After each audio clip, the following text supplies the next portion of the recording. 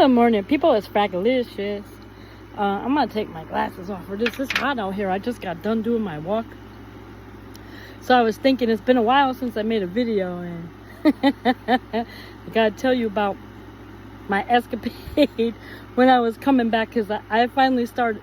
I don't even know how to say it. I'm still laughing, but that's all right. As long as I'm laughing, Frackalicious is gonna be okay. So it's been, like I said, if you guys have been following my videos, it's been a while since I've flown.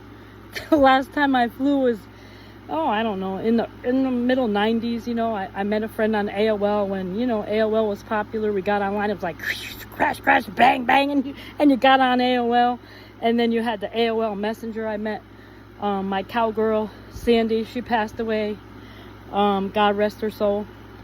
Her family. Anyway, I met her. She was from Mooresville, North Carolina. People, I had the time of my life. Her family enveloped me. She enveloped me. Her daughter enveloped me. Her son. I went the first time by myself, flew by myself.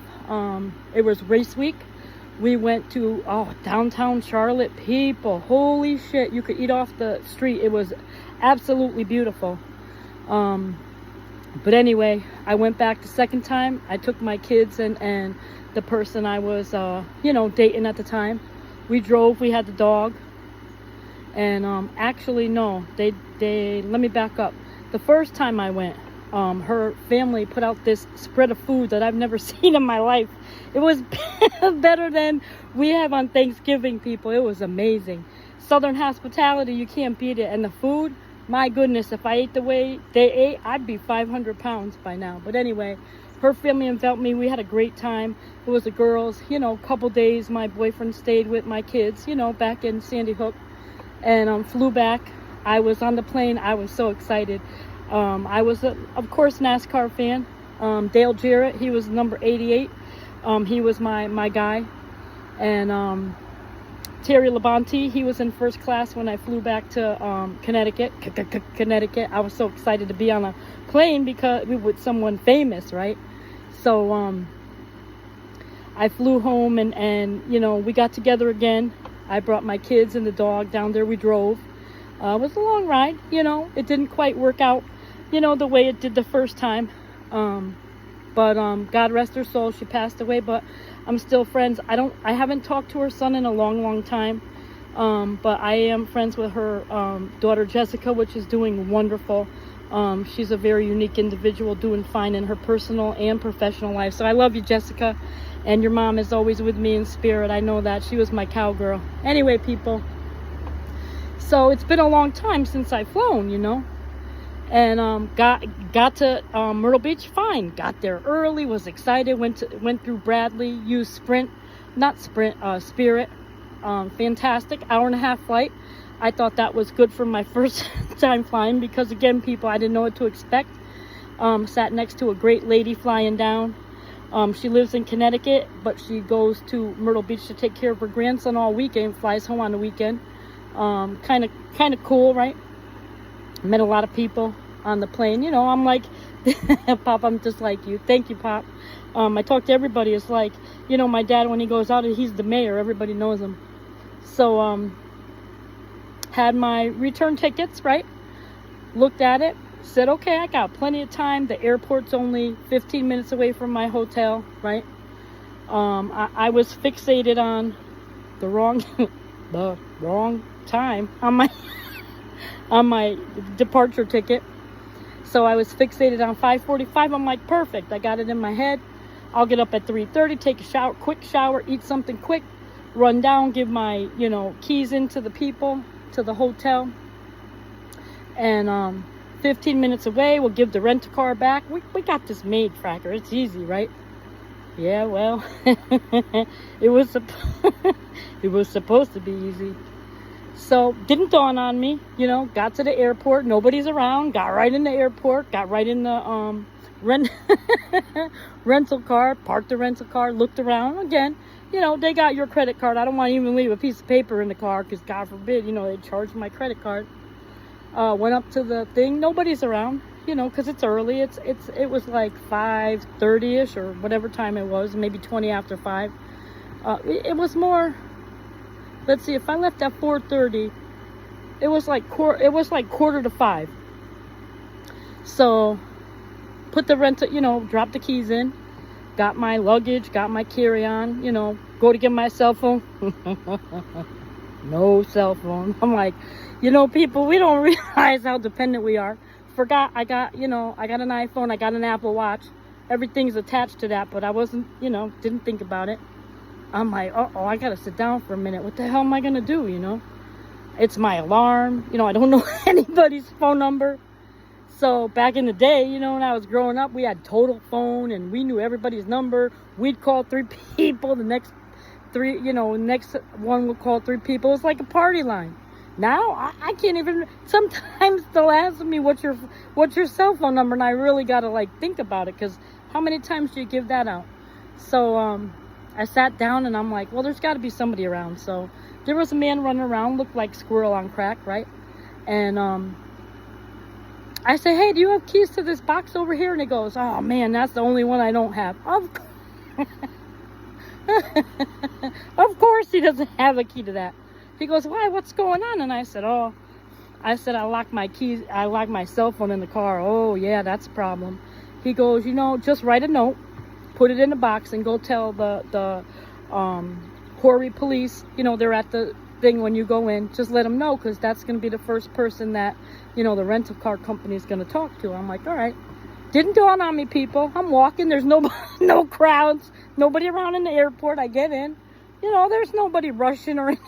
I'm like, oblivious. I'm like, calm, cool, collected, went up to the police. Oh, what nice people they are. The other one was on his cell phone. I'm like, I wonder what he's doing on his cell phone. So the guy says, did you, the first officer, did you leave a note? I said, yeah. He goes, how about giving me a number of somebody we could contact? I'm like, I don't know. I didn't even dawn on me. Again, of course, I got my Apple Watch. It mirrors, my phone. So didn't dawn on me. I said, I don't know anybody's number. So the other cop finally says, well, the next flight out is 7. And I'm like, oh, that's perfect. I said, 2 hours from now. He goes, no. He said, 7 o'clock in the morning, 7 o'clock tonight, and that's a different flight. And I'm going, oh, that's a problem, thinking that's a problem. I'm like, all right, let me go try to check in over here, see if I could get my carry-on bag and everything. Again, people, nobody around, rushing, nobody's checking in, didn't even dawn on me. I get to the counter and they're like, you can't check anything and you gotta run. I say, no, people, you don't want to see me run. I said, the ambulance is going to come. I'll probably break my leg, break my neck. I said, it's an ugly sight. I can't run. I said, I'm 57 years old. I'm going to get hurt. And they're like, well, go see if you could make the flight. And I'm like, why is she saying that? So then as I'm walking to the, where you got to, check in to get upstairs to the thing, I'm going, well, there's people here. I'm going, but nobody was at the counter. I don't know. So I go and so the guy takes my license. He goes, you're cutting it short, huh? And I'm going, cutting it close. And I'm like, what? He said, you're cutting it close. And I'm like, what are you talking about? And like I said, I'm taking my shoes off because, hummingbird is coming, people. They're scared. They won't come up. I hung that up a couple days ago. The juice is disappearing. But they're too scared to come when I'm sitting at the table. Anyway, so I go, what do you mean I'm cutting it close? He said, well, what time did you think that you had to be? Again, I'm taking my shoes off. This is like a 2-second conversation. And he said, that's when the plane takes off at 5:45. I'm like, oh shit. Yep, it's gonna be a long day. Nothing I could do, right? Messed up. I said, yeah. I said back to him the way I think. Again, I got ADHD. Nobody could think like me. In, outside, around, upside down the box before people even answer me back. I said, what the heck did I say to him? Oh, I said, you know what I really need? I said, departure flights for dummies. I said, I can't believe I did this. He goes, don't worry about it. It's not. He goes, what happened? I told him, I said, phone locked it. He goes, don't worry about it. He said, it's not the first time someone's going to do that. It's not the last. So anyway, I get up to putting my shoes back on, the plastic, putting your things in the plastic thing. So then the security guy, hey, is this yours? And I'm like, yeah, oh, here it comes. I said, that's mine. I said, now what's going to happen?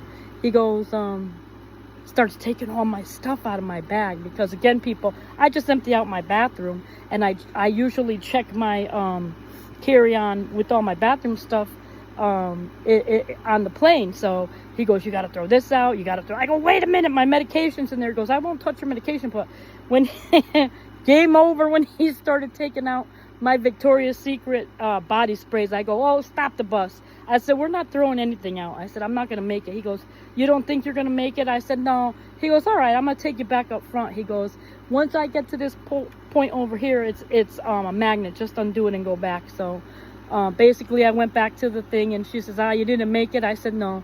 So I had already known, you know, from the second police officer that the next flight out was 7 o'clock tonight. So the lady says, well, you know, we could change your flight for $99. I said, oh, I said, that ain't bad. I said, when is it? She goes, oh, it's 7 o'clock, but it's tomorrow. And I'm like, oh. I thought for a minute, I'm like, well, that's not going to work. I said, because I could sit here and then go back, you know, home at 7 o'clock. And I'm like, all right. I said, you know what? When do I have to let you know? And she says, you got to let me know by 7, you know, this morning by the time the plane lands. I said, okay. So now I just mowed. Again, people, no problem. I wasn't swearing. I wasn't kicking dust. I wasn't doing anything. It didn't even upset me that, you know, I might have to sit in this airport all day, because I don't think I really wanted to go home anyway. So, you know, again, it's my dad. It's an intervention, not an intervention. It's the divine. It's a lot of stuff, people. And I know that South Carolina is where I need to be. So I go back to the thing and I wait, you know, wait for them to come in. I go, oh, that, you know, they came in and unlocked the thing. That's my note. Go and get my phone. So now I sit down and I do it like my dad did, you know, like my dad taught me. Write everything down, and then you study it and you look at it and say, yeah, this is a better idea. So, you know, I'm like, all right, I got the money. Thank God I got the extra money, people, because, you know, the flight on another airline was Breeze, and it left at 7 o'clock. Check-in time, I made sure that I'm going to check in at the right time. This time, little Frackalicious figured that out and wrote it down, so if I forgot, I could look at it again. And I said, I did the calculations. Okay, $304. I said, Fracker, you got the money. And I said, now on the other side of the coin, or the other side of the paper, I said, okay, let's be honest. You want to fly on the same airline for $99. You don't have a hotel. Declined. You don't have a rent-a-car. Decline. I'm not going to get another one. You don't have food. And then what? To do this shit all over again? I said, nope. I said, it's a no-brainer. So I went back up to the lady and I said, yeah, I'm going to, you know, fly out today. And she goes, oh, very good, you know. So then I sat down and did all the stuff online. I saved myself some money, did the check on. And I sat there in the airport, wasn't upset, didn't care, wasn't swearing. I'm like, oh, it's going to be a long day, but that's all right, you know, because I like I said, my mistake, I fucked up, nothing I could do about it.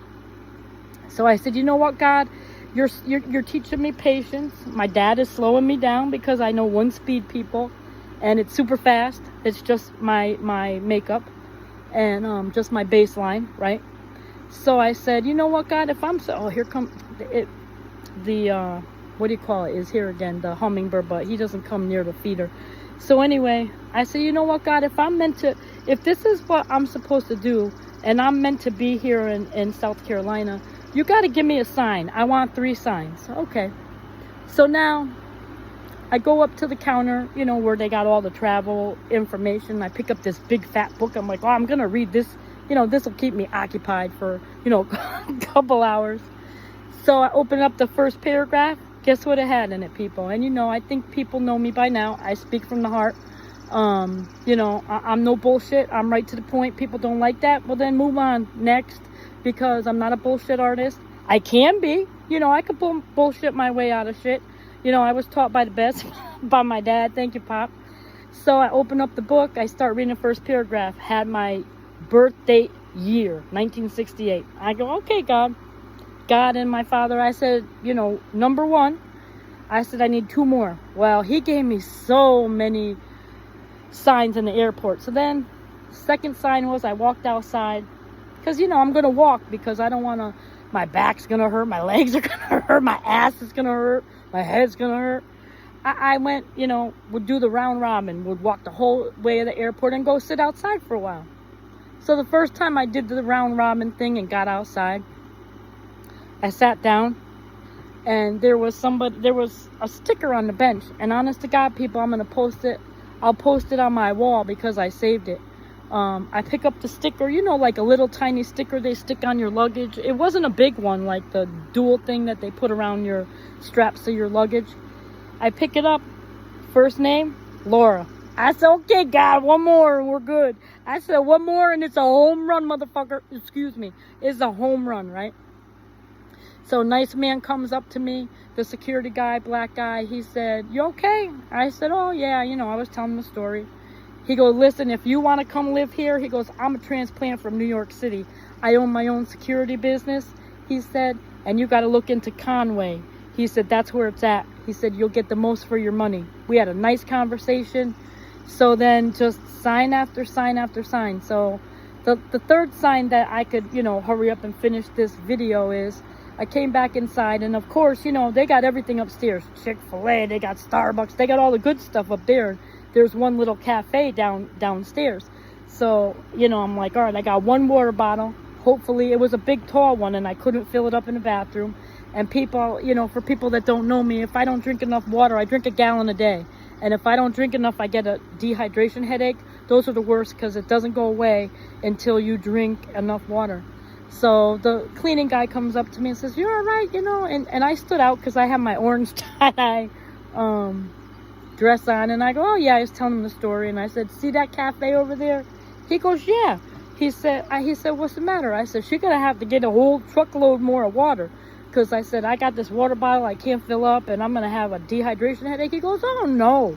He said, you see the bathroom down there on the other side, between the men's room and the ladies' room, there's that recyclable thing where you bring your own water bottle and fill up the water. Oh, I gave him a big hug. People, that's what I'm talking about, that Southern hospitality. If you were here in Connecticut and Bradley, you'd be on fire and nobody would even stop or anything. They probably wouldn't even pee on you to put out the fire. So anyway, people, that was my story. So I spent 13 hours in the airport.